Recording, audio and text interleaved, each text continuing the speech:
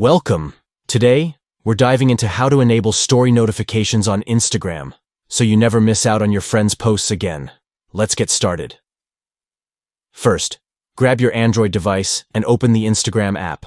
Once you're in, look for your profile picture at the bottom right corner and give it a tap. This takes you to your profile. Now, we need to access the settings. So, tap the three horizontal lines you see at the top right of your screen. A menu will slide out, revealing various options.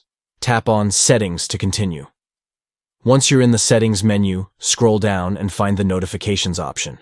This is where you can manage all your notification preferences.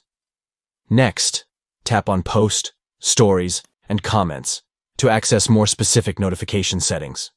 Here, you'll find various options related to notifications for posts and stories. Now scroll down until you see the section called First Post and Story. Here's the key step.